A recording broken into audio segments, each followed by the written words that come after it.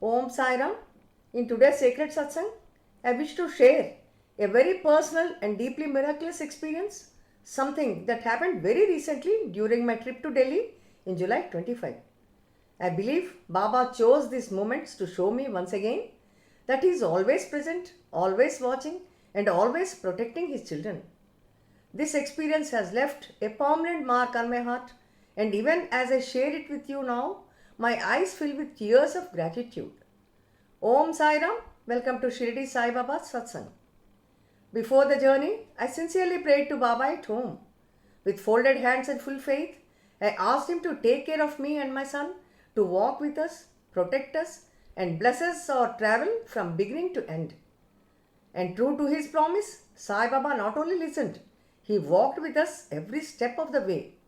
I always carry Baba Suri in my handbag. We were staying in a hotel in Delhi where my son and I were allotted separate rooms. On the very first night, around 1 am, I got up to go to the washroom. I wore the slippers provided by the hotel, not realizing how slippery they were.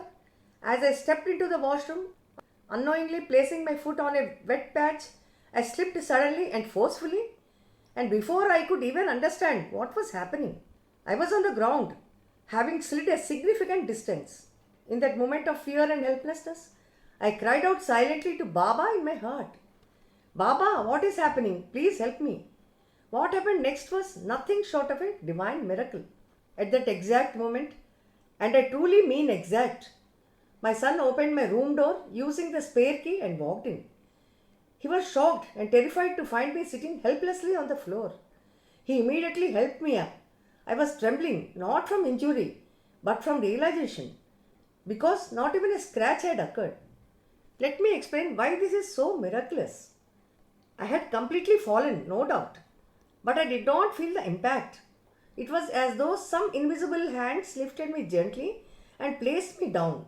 I did not feel any pain, no jolt, no bruises. And at this age, in my late 60s, a fall like that could have caused serious injury. But instead, Baba had placed me safely on the ground, just like a mother lays her child in a cradle. Even more astonishing, my son said he had been debating whether to disturb me that late. But his suitcase was locked, and he thought, let me ask Amma if she can open it.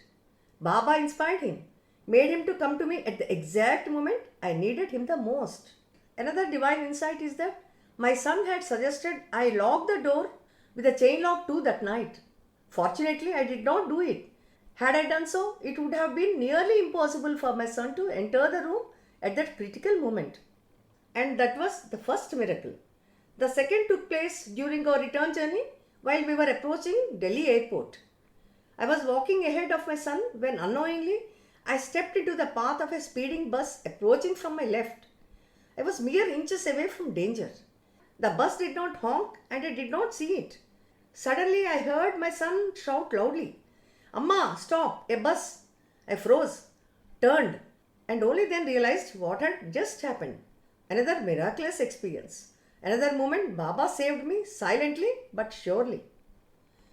The third miracle took place inside the Delhi airport lounge. While we were waiting, I chose to sit quietly in a corner to avoid disturbance. A foreigner at the nearby table stood up abruptly and carelessly, and his chair struck me hard in the leg. It hurt, but again, when my son came back and checked, no injury, no swelling, not even a mark. Obviously, this was also a Baba's miracle. And then came the fourth miracle. On our return journey at the Hyderabad airport, my son had thoughtfully arranged for a wheelchair as there was a long walk to the exit gate. While maneuvering, the helper accidentally hit both of my feet hard with the front wheels. I should have been hurt, but by Baba's grace, once again, nothing happened. Four close calls, one rip, one message. Baba is with me. He did not allow a single scratch to touch me, not because I deserve it more than others, but because I surrendered to him completely. And when we surrender to Baba without a single doubt, he takes full responsibility for our well being. My recent experiences are the real testaments for Baba's love and care for his devotees. Even as I narrate this, I am overwhelmed with emotion. I ask Baba, how can I ever repay you, Baba? How can I thank you for your unseen hands that carried me through danger? But I realized that we are human beings. We cannot do anything to Baba. Further, Baba does not expect anything in return from us. All he asks from us is Shraddha and Saburi, faith and patience, and to walk on the path shown by him. He is not just a divine guide, he is a loving mother, a protective father, and an eternal companion who walks with us, often unseen but never absent.